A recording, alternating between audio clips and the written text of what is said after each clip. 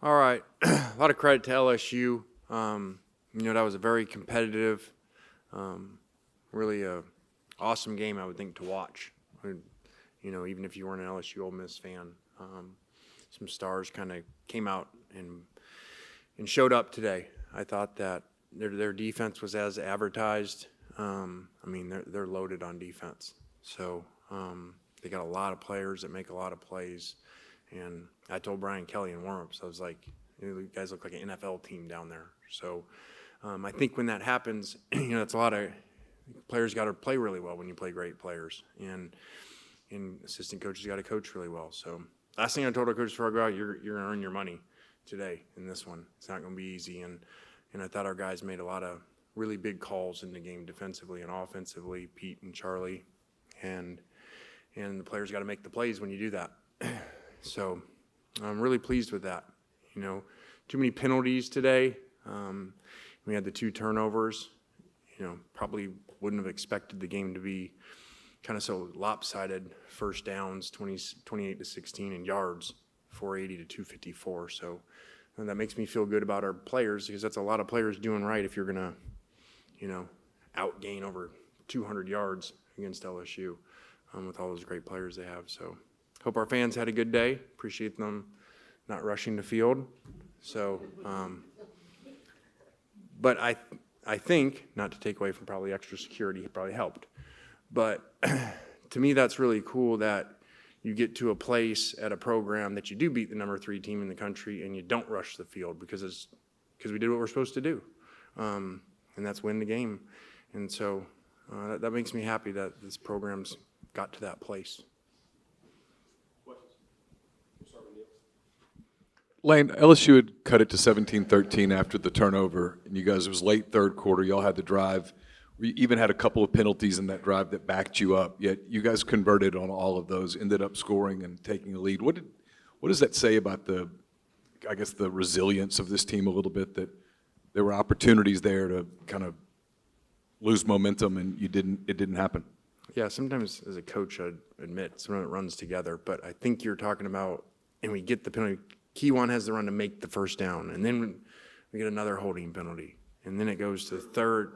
Yes, on Keywan's run to the left, and then it goes to third, and what I thought was like 10, and they moved it back more as they had a timeout to 14, and we hit the in route. So that was huge. We actually flipped Deuce over there. It's not really where he normally is on that route, and told Trinidad, hey, let's go backside to him, and those 2 made the play. So it was good. I thought there was good things.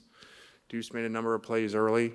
I think that wasn't hard to figure out. We left their good corner over there and went after the other corner and the freshman when they put him in, and guys made plays. When you have that many great players on defense, you got to find a really good one that's below the other great ones and try to win that matchup. So I thought our guys did that today over there on that away from him. Lane, on the 4th down call that sealed the game there, you could have taken the field goal, push it, give them the ball back, go for it, and win it right there. Did you think twice at all about that one, and kind of what was the play design to get Daquan so open and to seal it? Yeah, there was a lot of time there in discussion. Even as the first down happened, I felt like, they're hard. They're really good players, especially when they know you're running there at the end. We're obviously going to throw on those first couple downs. And then Trinidad ran out of bounds, so that didn't help. Which was a play inside that he bounced all the way out. But so I'd talked that through a lot in my head and had a feeling it was going to come down there somewhere between 4th and 6 and 4th and 1 or something, and then you're going to get in that really long field goal to go to 8. You miss it, and you got a chance to lose. And I actually clicked over to Pete, and I said, Pete, here's the situation. I'm thinking of going for it, but we can kick the long field goal. And he's like, go for it. So that's easy to say when you're a defensive coordinator. I just saw him on the way up the steps, and I said, hey, I'm glad we did that. And he goes, you would have never been able to live with it if you didn't do it. So that's just how we play. And I'm not saying that arrogantly. That's a lot of, and the book would tell you to do that right there too. Analytics tell you. They went away from analytics and didn't kick on their 4th down to go to 1 score, which was highly abnormal, but they don't really follow that stuff. And so when you play somebody like that, it gets a little bit scary because they don't really do what they're supposed to do. And sometimes it works, like it did when they made the fourth down instead of kicking it. But again, the players got to make the plays. It was a route. We'd obviously told them before that, the previous 2 downs, that, hey, first down, get down, I mean, like the game's over. We actually don't want to score a touchdown because technically that's happened before where a team goes and scores a touchdown onside and scores again. So that's the way to seal the game, is to go down once you get it, and Daquan finally went down. It seemed like it took forever. It's actually what we were trying to get Trey Harris to do versus LSU 2 years ago when he scored. Just another 300-yard day for Trinidad. Just what can you say about him at this point? Yeah, just really, he was pretty emotional afterwards in there, and really cool hug, and said, I love you, and these things, and he was just so appreciative for the opportunity. But it's just a really cool story. I like good stories, you know. Here's a little short kid from Division II, you know, going against Nussmeier and the Mighty Tigers at Little Ole Miss. So it was really cool. And for him to go out of bounds like he shouldn't and then make a play to end it was awesome. So I hope it's just a really cool story for a lot of people. Coach, a lot of people stepped up for you today. One player that we haven't seen a lot of, Winston Watkins, wide receiver. Yeah. Big day for him. Yeah, Winnie's going to be a great player here. Shoot, I'm not supposed to say that because then everybody will go buy him in the portal. Forgot I'm not supposed to do that anymore. I mean, he's just okay, you know.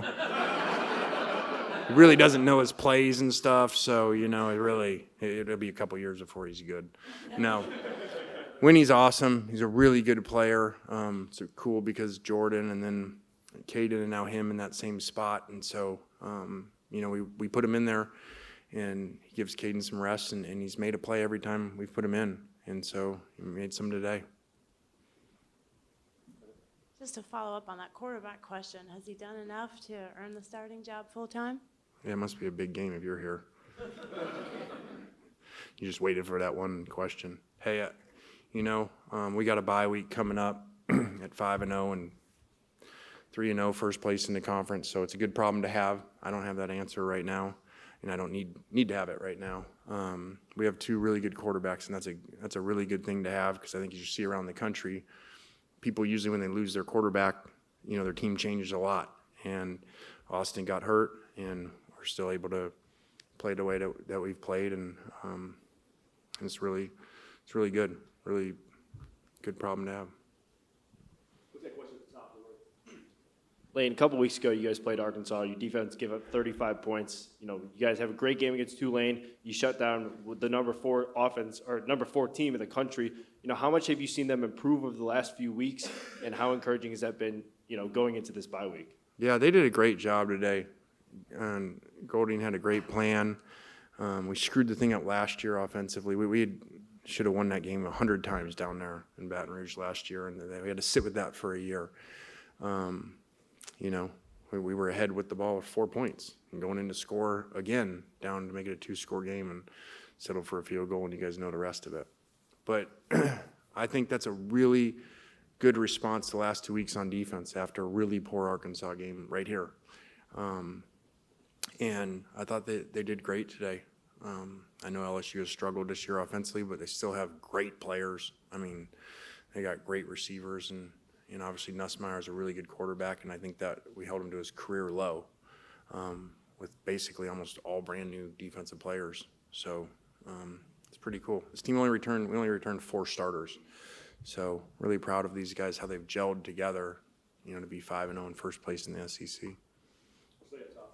Coach, on that note of having so many new people this year, what does having 3 SEC games early in the season, winning them all and winning a game like today, do for a group like that that's trying to form an identity and seemingly already has so early? Yeah, I think, I guess kind of the theme of the week with all the questions about the show and stuff has been like, you know, what you think you want may not be what's best for you. And I wouldn't have told you coming in, yeah, put all these SEC games up front with a brand new team. But it's worked out well. It's made our guys step up right away, make plays, and have a sense of urgency right away instead of playing for non-conference right away. So it's worked out really well. One more Yeah, Coach, at critical points in the game, especially early, you guys, it just seemed like every flag was going against you guys. How did you guys kind of keep your composure over there on the sideline? 14 penalties for 109 yards. That's double what LSU only had 7 penalties. It's double what you guys had. Did you feel like the field was kind of swayed in one direction by the officials? That's a really big setup question right there.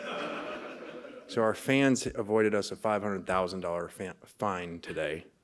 And you're setting me up for a big fine if I comment how I want to on that. No, I mean, our players calmed down finally, but they had way too many penalties early and kept drives alive on the other side of the ball. And so we've got to get those things cleaned up, obviously.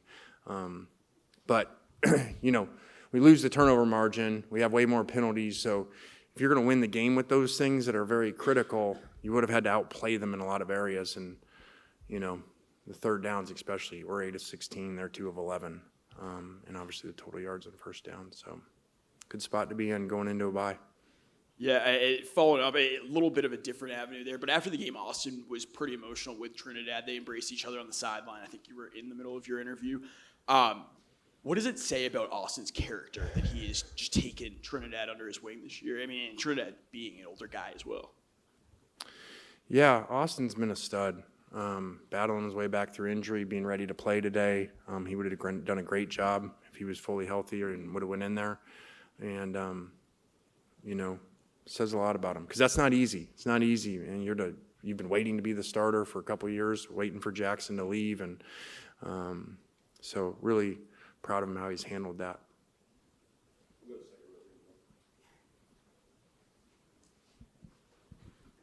No sacks today for LSU. What do you have to say, Lane, about the offensive line and how it's kind of progressed up to this point of the season?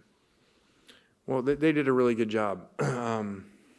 Not with the holdings and the run plays, but they did protect well. You know, one thing in evaluating Trinidad, rarely gets sacked. I'm not taking away from the offensive line, but he's got really quick feet and good awareness around him, good pocket presence.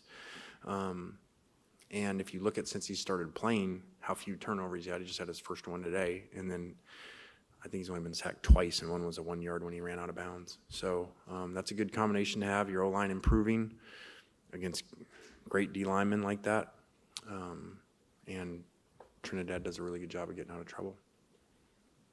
Yeah, Lane, you kind of touched on it in your opening about the crowd not storming and what that means for maybe where this program is. But purely from the money side, I'm curious with what $500,000 buys you in the portal these days. Like, is that a conversation you have to have about the money side and how important it is? Get you half of one of their DBs. Just even since you're asking. But I just think it says a lot of where we're at, you know. We lost down there, and LSU stormed the field last year against Ole Miss. And that doesn't seem like that's supposed to happen. And then here we beat them here, and we don't storm the field. So good spot to be in.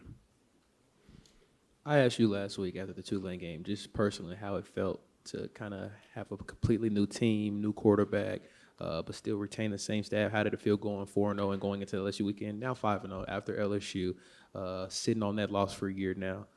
How does it feel after so many penalties, feel like the game was going back and forth? Just personally for you, how does this win feel? How does it feel going 5-0 with a backup quarterback in right now? What are the emotions for you after a win like this? Well, I think, you know, these games, they feel good when you win them. You know, when another team's loaded with players, it has NFL players all over the place, which you'll see in the draft the next 2 years coming out of there, that feels good because you got to do a lot of things right, coaching and playing to beat them. So, yeah, that's a really good feeling for that game to go the way that it did and the ball control in the game and the way that we played. Really good feeling. And, yeah, obviously there's a feeling that's twice now where we screwed 2 games up a year ago ahead in both Kentucky and LSU and been able to finish the games this year against the same people. Yeah, you alluded to it a little bit right there, but a couple games now where you've been able to run the clock and win the game, when maybe that was a little bit tougher last year. Is that as simple as new players like Kiwan and Trinidad, new linemen, or is there a mental part to this? No, that's most coaches would come up here and say mental, you know, like we did all these new things. No, Kiwan's really good. and Trinidad's a really quick runner. So those will help you when you're trying to close out games because you got to run the ball. And so that's a good combination to have, you know, in what you call like 4-minute offense. Those are always a problem on defense, just like when we play. They got a really fast running back and a really quick quarterback. They're a lot harder to defend. All right, guys, have a good weekend. Thank you.